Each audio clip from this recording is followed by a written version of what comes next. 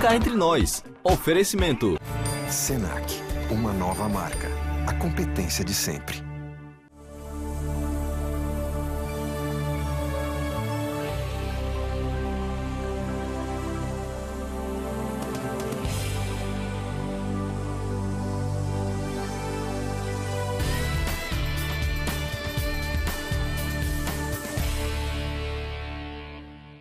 Olá, o Cá Entre Nós está no ar, também é acessível pelo nosso site que vocês podem ler aí embaixo. Hoje com o privilégio de entrevistar Lau Siqueira e Lu Maia, dois envolvidos intrinsecamente e visceralmente com a cultura paraibana. O Buriti foi, antes de tudo, um grande intelectual, um artista, um compositor e um exímio pianista. Pouca gente sabe disso. Eu já conversei, inclusive, com Dona Glaucia sobre essa necessidade de resgatar essa memória, sabe? Que foi o que provavelmente motivou Buriti a ter uma ideia de construir um equipamento dessa dimensão. Não saiam daí que a gente volta já.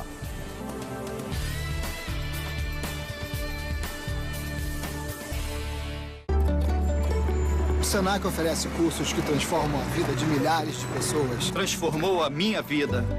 A minha carreira. Meu emprego. Nós ajudamos o Brasil a se transformar também e conquistar seu espaço no mundo. O Senac também se transforma. Todos os dias. para continuar transformando a vida de milhares de brasileiros como nós. Senac, uma nova marca. A competência de sempre.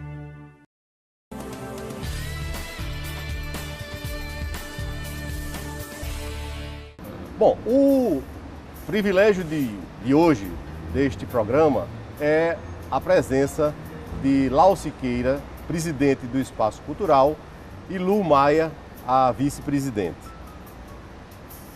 Ambos, como falei no início, visceralmente envolvidos com a cultura. O Lau Siqueira, um gaúcho que há quase 30 anos está em João Pessoa, escritor, músico, e muito ligado à produção cultural local. Lu, também vinculada à arte, apaixonada pela fotografia, premiada fotógrafa e muito envolvida também com o movimento cultural da Paraíba. Inclusive, hoje ela está acumulando a função de gestora do artesanato, do programa de artesanato da Paraíba. O assunto de hoje, evidentemente, pelo cenário que vocês podem perceber, será essa obra histórica para a cultura da Paraíba, que é a Fundação Espaço Cultural José Lins do Rego. Vamos começar um pouco, primeiro, vamos fazer um ping-pong. Eu pergunto aqui e a gente conversa um a um, mas ao presidente Lau Siqueira, em que ano o Espaço Cultural foi inaugurado, Lau? Foi inaugurado em 82, 1982, na época pelo governador Tarcísio Buriti. Tarcísio Buriti. Na verdade, isso foi uma obra que encantou os paraibanos, não é isso? É verdade. O Espaço Cultural, ele é o segundo maior espaço cultural do mundo, só perdendo para o Espaço Georges Pompidou, na França, maior que o espaço, por exemplo, do Centro Cultural São Paulo, maior da América Latina. Ele tem uma dimensão muito importante para a cultura da Paraíba, para o desenvolvimento econômico da economia da cultura aqui na Paraíba, com certeza. Lu, e que leitura você faz dessa obra desde o seu início? Que é que você já morava aqui? Você é paraibana, não é isso? Não, não. O Lau é gaúcho e você gaúcho. Eu nasci no Acre. No Acre. Com 5 anos eu fui para Manaus. E depois de 20 anos eu vim para Paraíba, estou aqui na Paraíba há 24 anos. Então, quando você chegou na Paraíba, o Espaço Cultural já estava construído? Já existia. Eu cheguei aqui nos anos 90 e me encantei com a obra, não saía daqui. Todos os eventos eu estava aqui presente com meu marido. E sou feliz por hoje estar também trabalhando com a cultura aqui, dentro de um espaço que eu tanto admirava e admiro, principalmente agora. Principalmente agora. Evidentemente que a obra já chama atenção porque recuperou o seu perfil. Mas, Lau, uma pergunta que o telespectador deve estar ansioso para fazer, e toda a comunidade, Na verdade, como a gente deve proceder, como a população, o patrimônio deve proceder para que não aconteça o que aconteceu com este edifício, esta obra, que ficou abandonada por muito tempo, não se cuidou, não houve manutenção, uma obra cara. O que é que se deve fazer para que isso não volte a acontecer? Eu acho que as futuras gestões, né, a nossa e as futuras, devem ter um cuidado muito grande com a manutenção, para que ele não chegue ao estado de degradação que chegou, né, e para que não tenha, daqui a talvez 30 anos, ter que sofrer uma reforma tão radical, porque ele é um equipamento muito precioso, né, para o desenvolvimento cultural aqui da Paraíba. E eu acho que esse cuidado não é somente da gestão e da presidência, da administração do espaço cultural propriamente dito e do governo que estiver, por acaso, é também da população, porque todos os nossos equipamentos aqui, eles são caros, né? São equipamentos caros e que têm uma função assim muito... Por exemplo, hoje nós temos a única sala de concerto do Nordeste, que é a sala de concerto Maestro José Siqueira, né? Que é uma homenagem que a gente quis fazer para um paraibano de Conceição, Maestro José Siqueira, que foi o fundador da Orquestra Brasileira, Orquestra Sinfônica Brasileira, que é nome de sala de concerto em Moscou, por exemplo, né?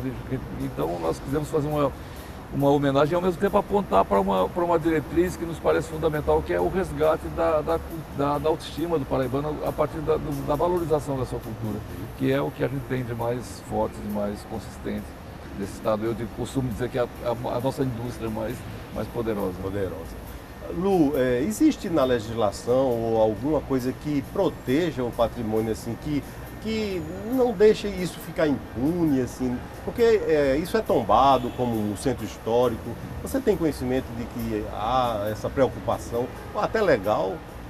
A preocupação nossa é diária.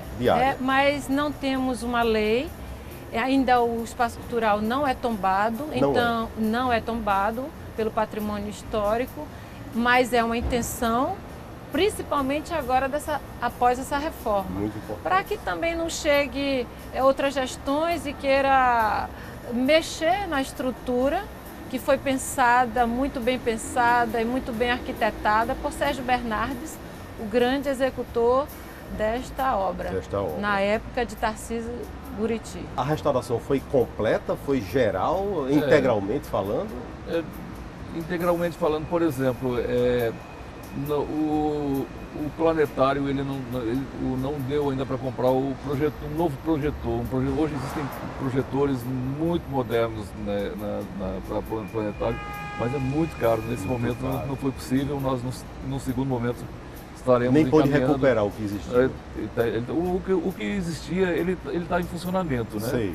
A gente muitas vezes se preocupa com o funcionalismo público, mas graças à dedicação de um funcionário integral, o Damião, do planetário, que nós temos hoje um equipamento de 32 anos que ainda funciona. Né? Logicamente que ele não é mais um equipamento moderno, porque hoje existem equipamentos digitais que permitem, por exemplo, que você consiga transmitir uma chuva de meteoros daquele local do universo, né, em 3 dimensões.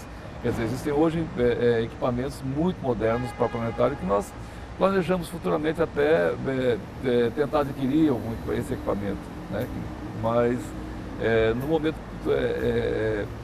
todos os espaços aqui eles sofreram intervenção, inclusive, por exemplo, o arquivo histórico, onde nós temos documentos assinados por Dom Pedro I, nós temos documentos assinados, documentos do Brasil Colônia aqui dentro, entendeu? Então existem preciosidades aqui dentro do espaço cultural que precisam... É um cuidado além de uma reforma, é um cuidado permanente, como a gente tem conversado, eu e Lu, com a preservação, com a restauração permanente dessa documentação, que fica muito frágil, né, como você está. Gostaria de perguntar, Lu, em que estado estava e qual foi a maior dificuldade nessa obra de restauração?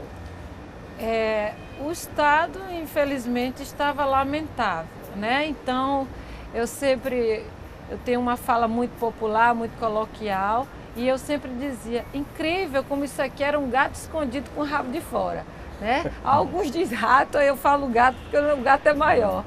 Mas então era os canos pintadinhos, a praça com o evento, mas quando a gente entrava, por exemplo, no arquivo histórico, na galeria, na biblioteca, enfim, nas entranhas do espaço cultural, a gente via aquela coisa, eu não acredito que isso aqui foi o desprezo que o ser humano deu. Porque quando nos cobram um festival, quando nos cobram um evento, né, que é uma ação eventual, a gente diz, não, eu acho que a gente tem que pensar no que a gente pode ter daqui para o futuro, de melhor.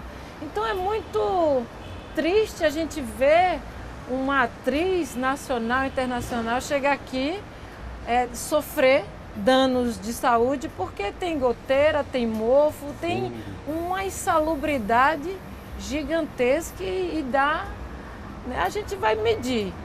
O que é importante hoje? Fazer festa em cima do lixo, né? Ou consertar aquilo para a gente continuar fazendo o nosso grande papel, que é a cultura. E a cultura começa assim, respeitando, dando dignidade às suas bases. E a nossa base principal dentro do Estado é o espaço cultural. Muito bem. A entrevista está muito interessante e vamos nos informar sobre tudo aqui desse novo espaço cultural, mas vamos ter que pedir os nossos comerciais.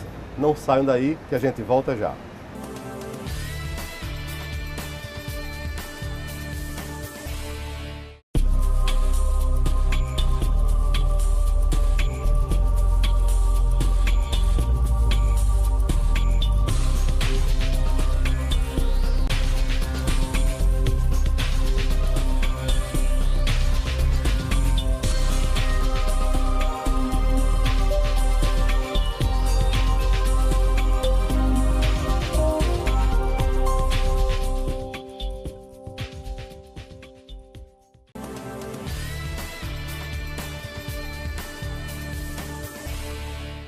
E o Cá Entre Nós está de volta, hoje tendo o privilégio de entrevistar o presidente do Espaço Cultural, Lau Siqueira, e a vice-presidente, Lu Maia. Falávamos no bloco anterior sobre a grandiosa obra de restauração e em que estado estava o Espaço Cultural, que toda a sociedade sabe que era lamentável. Mas a pergunta que ficou no bloco anterior, Lu, qual foi a maior dificuldade que vocês encontraram para executar essa obra? O que era pior? Era trabalhar com o carro andando, né? Então a gente... Não fechou nada aqui, então? Não fechamos nada. Nós levamos nossas ações para o interior. Nós levamos nossas ações, por exemplo, a Semana José Lins do Rego. A gente levou para dentro da Escola Estadual José Lins do Rego e não paramos de trabalhar. Enquanto estava aqui o bate-bate, o quebra-quebra, o limpa-limpa, a gente estava no nosso escritório e fazendo acontecer a cultura. Então essa foi a parte, eu acredito, mais difícil, porque a gente não tinha onde botar, por exemplo, nossos móveis, nossos equipamentos, inclusive nossos equipamentos culturais como a orquestra infantil, a jovem, o coro sinfônico. Então a gente começou a buscar uma dessas instituições que nos ajudou, foi o Tribunal de Contas, que amparou no seu auditório lá nossa orquestra infantil. Que bom. Então foi a nossa maior dificuldade, foi trabalhar com a roda rodando. O que foi que mudou? Ou seja, essa restauração, ela visou a recuperação da originalidade ou alguma coisa mudou, teve necessidade de mudar? Modernizou sim. Na realidade, muda a iluminação, muda o teto, muda o piso. As cadeiras, a acessibilidade, né? A questão da acessibilidade tem um olhar também mais carinhoso. Temos um novo cinema, que hoje, onde era o Cine Banguê, hoje é a sala de concertos, né? E o Cine Banguê foi reconstruído onde era a pista de patins, né? Então dá para dizer que temos um novo espaço cultural. E logicamente que uma convivência com com os restos da degradação do tempo, porque na verdade não houve somente um abandono da estrutura física, também o mobiliário também, sabe, estava muito degradado. E os equipamentos. E ao mesmo tempo a gente precisa, com essa reforma, atualizar também o espaço em relação à produção cultural, em relação a um novo conceito. Ele tem que ser mais representativo, por exemplo, da cultura paraibana, né? Então a gente tem buscado, como eu falei anteriormente em relação ao Maestro Zé Siqueira, resgatar a memória, né, cultural da Paraíba, para fazer com que ele expresse melhor essa cultura, né, essas diversas vozes da cultura da Paraíba. Então, assim, é uma reforma, para mim, que ela começa uma nova reforma agora, que é a reforma conceitual. Né? Que você vai atualizando a memória do próprio espaço, né? E buscando dialogar com o futuro, porque hoje nós vivemos no tempo da comunicação, né? E nós temos aqui um grande templo, um grande santuário da cultura que, como eu disse assim, a gente precisa dimensioná-lo em relação ao Estado, em relação até ao Brasil, né? Porque não existe no Brasil nenhum espaço semelhante a esse. E em termos de obra, falta alguma coisa ou já está praticamente concluído? Não, tem alguns ajustes, logicamente, numa obra dessa dimensão, que nós estamos aqui para exigir o melhor, né? Então a gente exige, com certeza, que algumas coisas que não ficaram muito adequadas, que elas sejam readequadas, né? Então essa é a nossa função hoje aqui, enquanto existe a garantia da obra, enquanto existe condição de que a gente se mantenha exigindo a melhor aplicação possível do dinheiro que foi investido aqui, nós vamos fazer isso, né? Então para algumas coisas nós não temos tanta pressa assim, nós queremos a qualidade, né? E a qualidade às vezes ela dá um pouco de trabalho e a gente tem que buscá-la. Lu, Maia, em termos de atividades culturais, por exemplo, o espaço cultural tinha cinema, escola de dança, museu, biblioteca, né, um memorial Tarcísio Buriti, acho que ainda existe. Escola de música. A escola de música. E em termos de oferta desse ensino, dessa educação e dessa atividade cultural, mudou alguma coisa? Tem alguma coisa nova? Ou vocês vão manter o que existia com um aperfeiçoamento? A gente vai manter o que existia e ainda com um up, né? Por exemplo, nós temos a escola especial de música para crianças especiais.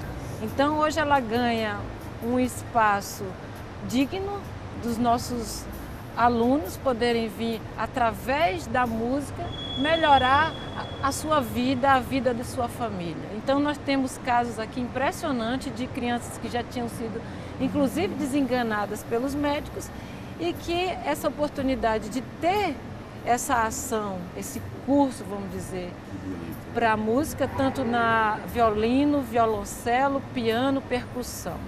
Então mudou a vida das crianças e mudou a vida dos pais, né, que também sofrem junto com a gente. Então nós temos esse interesse pela essa continuidade. A escola de dança também continua? A escola de dança também continua. A escola Antenor Navarro, ela passou a ter um lugar mais digno de trabalho, com salas individuais, com salas, por exemplo, de percussão que não tinha. Era a bateria tocando e o violino treinando, então não dava certo.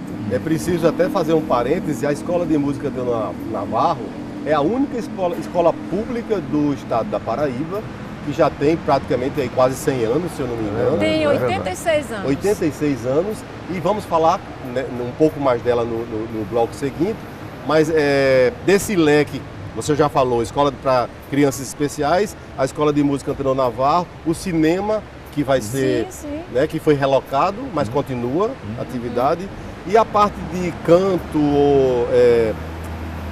biblioteca, memorial, museu também permanece. Certo. Continua, inclusive a gente precisa, você falou no Memorial Tarcísio Buriti, eu acho que a gente precisa ter um carinho muito grande com isso, porque Buriti foi, antes de tudo, um grande intelectual, um artista, um compositor e um exímio pianista. Pouca gente sabe disso. Eu já conversei, inclusive, com Dona Glaucia sobre essa necessidade de resgatar essa memória, sabe, que foi o que provavelmente motivou Buriti a ter uma ideia de construir um equipamento dessa dimensão, né? Então eu acho que a Paraíba deve a Tarcísio Buriti essa preservação da memória do grande intelectual que ele foi, do sonhador que ele foi.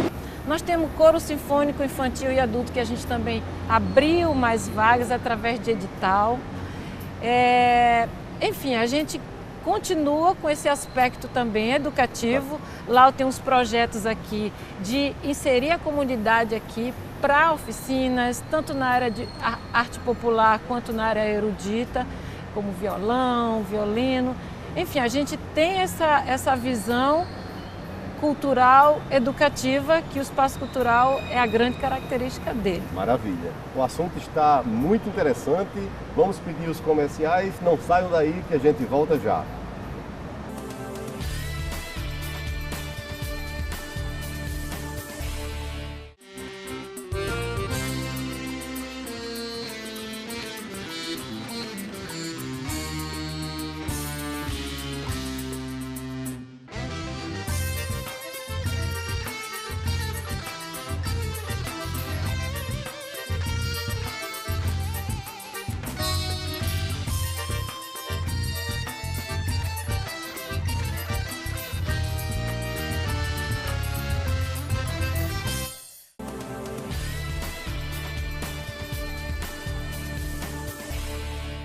O Cá Entre Nós está de volta, lembrando que estamos substituindo a nossa titular, Rose Silveira, que em breve retorna. Sabe-se que a João Pessoa e a Paraíba tem um público muito especial que aprecia a música erudita. A música erudita ela é um fenômeno da arte imortal e você vê hoje no mundo inteiro peças que foram compostas há 300, 400, 200, 100 anos, com plateias lotadas e educando e sensibilizando, né, até evoluindo a humanidade para sentimentos mais apurados. Nós queríamos que você conversasse, explicasse ao telespectador o que é que, de novo, a música vai ter, detalhando a orquestra sinfônica, o coro e a Escola de Música Antenor Navarro. Olha, a orquestra sinfônica, ela tem, para mim, é um grande equipamento de educação pública, de educação popular. Não tem quem passe impune por uma sinfonia, né? Gostei então, da frase. Eu acho que a gente deve aproveitar ao máximo a nossa sala de concerto para que as outras orquestras sinfônicas, a de João Pessoa, a da Universidade, para que a gente consiga receber, nós temos como receber com dignidade hoje grandes expoentes da música erudita. A própria Paraíba é um dos maiores produtores de música erudita contemporânea, né? Então nós temos assim uma esperança muito grande. Ao mesmo tempo, nós queremos fazer ligações, como eu disse assim, o espaço cultural ele é da Paraíba, ele não é só de João Pessoa. Da mesma forma, a Orquestra Sinfônica e a Orquestra Sinfônica Jovem já desde o período de Lula já vem se apresentando no interior do estado e a gente tem intensificado isso com apresentações, por exemplo, com concertos em Piancó, em Patos, enfim. E nós queremos muito que essa orquestra ela se configure num equipamento estadual, né, que ela dialogue com o estado, né. A Escola Antenor Navarro, que é um equipamento ligado à educação,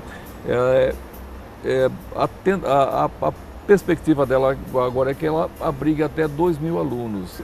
A Escola Antenor Navarro ela deve funcionar em breve em 3 expedientes também à noite, né? Chegando a 2.000 alunos, né, basicamente. Né? Então eu acho que é um grande instrumento de formação, muito mais do que artística, também cidadã. Né? Como eu disse assim, ninguém passa impune por uma sinfonia, sabe? Eu acho que a arte tem uma função na educação das pessoas, na elevação do padrão da educação, na evolução do ser humano, sabe? Muito natural. Pelo menos o teu espírito crítico ele se desenvolve quando você olha para uma pintura e você gosta ou não gosta. Você não precisa entender de arte, né? Você gosta ou você não gosta. Você está intimamente desenvolvendo o seu espírito crítico. Então a arte tem essa função e o espaço cultural precisa ser esse espaço disponível para a população de João Pessoa, da Paraíba, para que a gente consiga ser, talvez muito em breve, um dos povos mais do Brasil, mais ligados à arte, mais que a cultura seja o nosso grande cartão postal, né? Acima do nosso litoral, né? Nós temos uma história maravilhosa, nós temos discutido, por exemplo, até com um grupo de estudos do cangaço, nós buscamos a memória. O arquivo histórico precisa, como eu sempre digo, ele fica no subsolo, mas ele precisa vir para o centro da praça. E a gente precisa resgatar a memória, porque aí é que reside exatamente o mais forte da nossa cultura, a nossa raiz, a terra de Pedro América, de Augusto dos Anjos. Nós não precisamos, são inúmeros os grandes expoentes da nossa cultura, né? E a gente precisa se orgulhar disso, isso precisa servir para a elevação da autoestima do nosso povo, né? Uma terra que nasceu um poeta como Augusto dos Anjos não é uma terra qualquer. Não é uma terra qualquer, muito bem. Outra frase que eu vou memorizar, viu? Você está se revelando, não é escritor só de letras, de oração também. Oratória também. Lau, essa parte estrutural do teatro, onde a orquestra vai se apresentar, porque havia muita queixa de camarim, né? Até também a parte de ensaios, isso tudo foi resolvido? Está tudo resolvido. Inclusive os ambientes da orquestra são novos, né? Tem novos ambientes para a orquestra sinfônica e a sala de concerto, tanto a sala de concerto quanto o Teatro Paulo Pontes, eles tiveram um revestimento acústico, por exemplo. No dia da abertura do Espaço Cultural teve um show de crioulo aqui na praça e nós estávamos dentro do Teatro Paulo Pontes e você não escuta absolutamente nada. Ótimo, né? Nós lembramos que no tempo do Eleazar de Carvalho, às vezes ele fazia queixa dessa vazamento. Hoje isso foi resolvido, né? Os equipamentos estão com revestimento acústico e nós, como eu disse assim no início, nós estamos aqui fiscalizando permanentemente a execução final da obra, porque qualquer falha precisa ser corrigida imediatamente, né? E é uma obra muito complexa. A gente, por exemplo, só de equipamento elétrico foram 20 toneladas, né? Então teve uma mudança brutal aqui dentro. Os nossos funcionários muito grande, as lâmpadas LED, tudo. Houve uma modernização muito grande do espaço cultural. Eu acho que ele está hoje adequado à população. E a população tem que vir aqui para dentro, porque isso aqui é muito agradável e é nosso. O lado feminino vai me responder como é que está o camarim para as atrizes, os artistas e toda essa estrutura de conforto que um artista merece antes, durante e depois de um espetáculo. Tem conforto, eu sempre gosto de usar essa palavra porque eu acho essa palavra muito bonita, que tem dignidade. Né? Então, eu acho que, no mínimo, a gente tem que ser digno do que a gente quer, do que a gente é. Né? Então, a gente quer dignidade, a gente dá dignidade. Cláudia Raia não vai reclamar mais. Não, vai não. Inclusive, lá está até com as ideias bem interessantes. Mas que isso, eu acho que Lu vivenciou aqui até questão de segurança em relação ao teatro, né, Lu? Exatamente. Foi uma coisa que a gente não divulgou, mas o teatro foi uma época dessa arrombado, incendiado, queimaram inclusive nossas cortinas e roubaram o nosso sistema de iluminação. Então a gente não quis espalhar, a gente deixou a cargo da polícia, ainda até hoje está rolando aí uma investigação, mas esse tratamento que a gente vem dar aos nossos artistas, a partir do momento que ele precisa de um local adequado, decente, até para se concentrar e não passar um calor, não passar uma necessidade, não passar um problema de saúde. E os camarins estão aptos a fazer isso, não só do Paulo Pontes, mas como do Sala de Concertos e do Teatro de Arena. Que ótimo! Tudo reformado. Bom, estamos maravilhados com as notícias, mas precisamos dos comerciais. Não saiam daí que a gente volta já.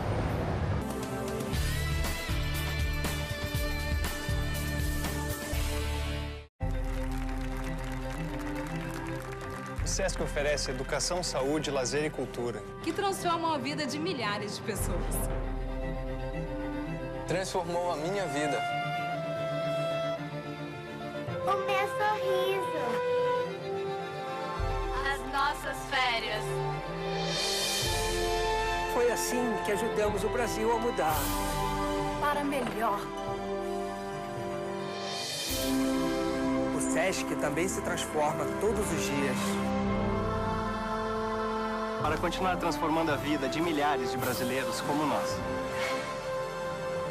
Uma nova marca. O Sesc de sempre.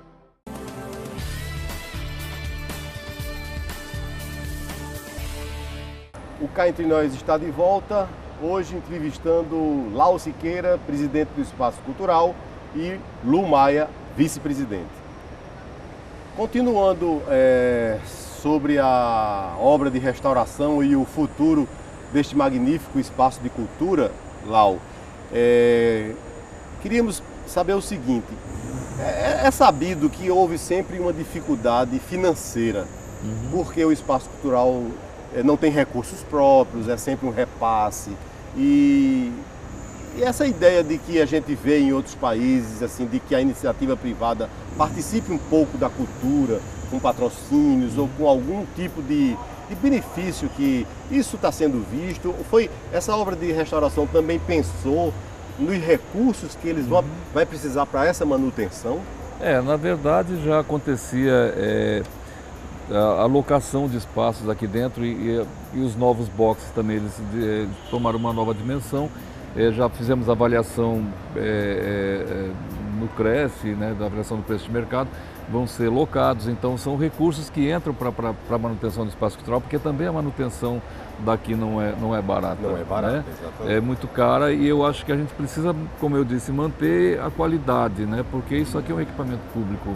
Né? Então as parcerias com a iniciativa privada, elas são muito bem-vindas e nós também queremos buscar esse canal, esse meio de fazer com que o espaço cultural ele seja plenamente, que ele seja usado na sua plenitude, né? Que a gente tenha, ao mesmo tempo de muitas atividades culturais, um diálogo com o interior do Estado, permanente com o interior do Estado, e um espaço para o interior do Estado, inclusive, e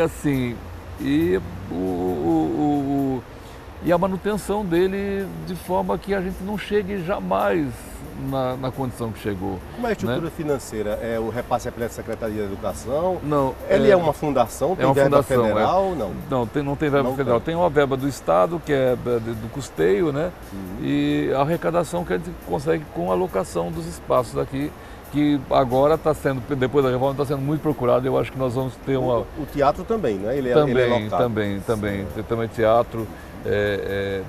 E outros espaços, a Praça do Povo, temos salas, os auditórios, temos vários equipamentos aqui, temos o banco, temos aluguéis. Praça, né? Então, assim, nós temos aqui também como uma fonte de renda. Alguns congressos internacionais, inclusive, devem acontecer ainda esse ano. Exatamente. Aqui, né? Eu fui, uma época, membro do conselho, na gestão de Maurício Buriti.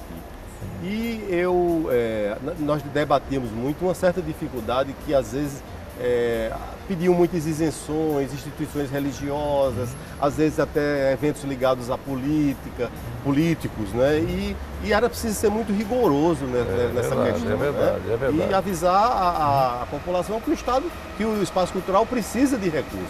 Então não pode estar cedendo de graça. É claro, isso é muito claro, nós temos isso muito claro. E nós queremos tratar isso aqui, gerir profissionalmente o espaço cultural. Nós não podemos nos render a interesses, porque existe todo tipo de interesse querendo ocupar o espaço, porque está lindo, está bonito, as pessoas querem e acham que muitas vezes, por ser público, ele pode ser gratuito. E não é assim. E não é assim, só que tem um custo, né? Tem os recursos públicos, eles devem ter outra destinação. O espaço cultural precisa ser autossustentável.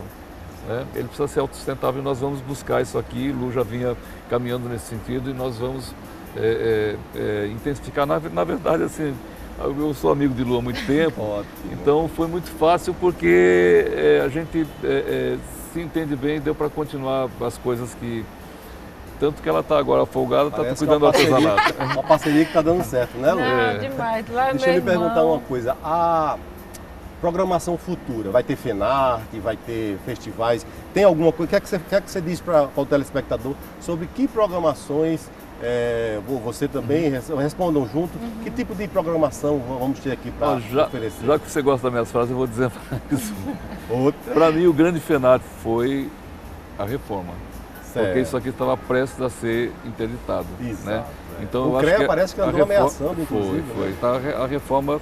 E tem um calendário permanente, o Lu pode falar até mais disso, porque, por exemplo, Lu Maia, ela resgatou as edições FUNESC, por exemplo, depois de 17 anos parados. A própria biblioteca teve 7 anos fechada, Maurício Buriti foi quem reabriu. Nós estamos investindo, trabalhando com políticas de incentivo à leitura.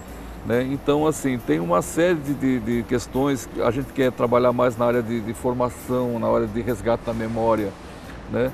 E Lu manteve sempre a ideia de pode até me desmentir se quiser, não, mas de manter a memória dos eventos naturais aqui, como a mostra de teatro e outros eventos. Exatamente. E a gente quer também continuar essa programação. Uma coisa muito bacana também, que eu posso até sugerir a vocês, são os concursos de piano, de música, de violino. São muito interessantes, que outros estados têm, né? Festivais de música. É verdade. É tão interessante isso, né? A gente está construindo essa perspectiva de habitar realmente o espaço cultural com o nosso grande papel, que é cultural. Né? Então, quando o Lau fala focar para o nosso papel, é tirar as feiras comerciais, uma vez que já tínhamos aí um centro de convenções, né? E dar prioridade a feiras culturais, tipo feira de música, literatura, enfim. Então a nossa perspectiva é ter projetos para cada segmento: teatro, dança, circo, né? Literatura, música. Condições tem. Condições tem, espaço tem. Digno, mais uma vez. Lu, há uma preocupação da vizinhança, já houve questionamentos, inclusive no Ministério Público, de shows que eram produzidos aqui na praça e que incomodam. Hoje você sabe que poluição sonora é um problema muito sério, né?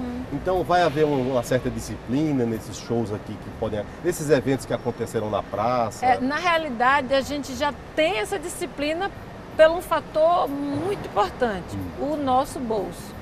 Né? Nós temos um termo de ajustamento de conduta que a comunidade, há 3 anos, a vizinhança, reclamou. Então foi sentado Maurício Buriti, na época presidente do Espaço Cultural, e estabeleceram um termo de conduta. Até às 11 horas são eventos que a gente recebe como aluguel. Né? Feiras, mostras. Festivais, apresentação teatral, fora do teatro, folclore, qualquer coisa que reverbere um barulho que incomode a população. Então, esses eventos produzidos de fora para dentro. E de dentro para fora, como a nossa produção, a gente pode ficar até meia-noite. Passando disso, se algum morador aqui se sentir molestado de fato e mostrar uma prova que isso veio causar algum dano, o gestor principal paga R$100 mil, né? Na época era eu que pagava, o vice-presidente não paga nada. E na verdade é o povo que vai pagar, né? E os diretores da pasta, tipo de eventos ou de ação cultural, paga R$10 mil. Então a gente tem que ter essa cautela, porque nós temos uma igreja, nós temos os vizinhos, mas a população, os artistas não concordam com isso. Até porque à noite, a vida noturna começa às 10. Né? Então a gente tem essa limitação por respeito ao termo de ajustamento de conduta e, claro, que diretamente respeita a população. E hoje com o centro de convenções, com outros espaços, vai ter mais oportunidade, não é? É verdade. Eu acho também, sabe, que a convivência ela é necessária, você precisa saber conviver, que você não está só no mundo. Então existem no entorno do espaço cultural realmente interesses e direitos que as pessoas têm, né, que precisam ser respeitados. Sim. Então eu acho que esse diálogo da produção cultural, até porque a produção cultural não é só show, não pode ser só show, né? Então esse diálogo ele é extremamente benéfico e é bom para todo mundo. A gente está vivendo hoje num tempo muito difícil, né, das relações humanas no mundo todo. E a gente precisa começar a saber, a compreender o direito do outro. Né? Então, acho que nesse sentido, é um diálogo assim, eu não tenho medo dessa multa porque eu costumo respeitar. Tem um termo de ajustamento de conduta e nós vamos cumpri-lo integralmente, não temos problema. Nós nos programamos e nos planejamos para que as coisas aconteçam dentro do previsto, dentro do horário previsto, porque principalmente nós temos que ter respeito ao público e a cidade precisa florescer, quer dizer, quando acaba alguma coisa aqui, que se cria vida noturna na cidade, né? Mas o espaço cultural enquanto instituição, ele precisa respeitar a população, né? que é na realidade o usuário do espaço, né? Então a gente precisa saber ter consciência de como traduzir essa convivência de uma forma harmônica, de uma forma que a gente não crie conflitos, né?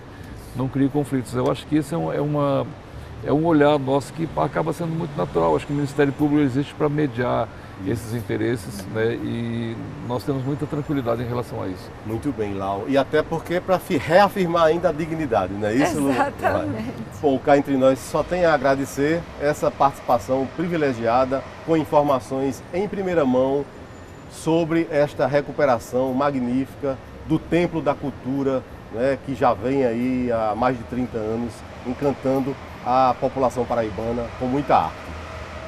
Pediria breves considerações a Lau Siqueira e a Lumaia, presidente e vice-presidente do Espaço Cultural. Primeiras damas. Eu agradeço a oportunidade, nós agradecemos a oportunidade da RCTV vir aqui, né, se instalar aqui no Espaço Cultural e mostrar para a sociedade o quanto é importante a gente esclarecer os fatos, né? Então, cá entre nós, é super importante que a população habite esse espaço, dê suas sugestões. Lau Siqueira, Lumaia, estamos abertos para receber qualquer pessoa. Então, sejam sempre todos bem-vindos ao Espaço Cultural. Seu recado rapidinho. Eu queria agradecer a oportunidade, né? Um momento que foi muito mais que uma entrevista, foi um bate-papo muito gostoso. Muito né? Sou seu fã do seu pai. Obrigado. Né? E nós estamos aqui, eu acho, para contribuir com esse estado, para que ele se desenvolva, que a cultura seja um grande vetor desse desenvolvimento. Espero que vocês tenham gostado. Até o próximo programa Cá Entre Nós, do seu jeito e para você.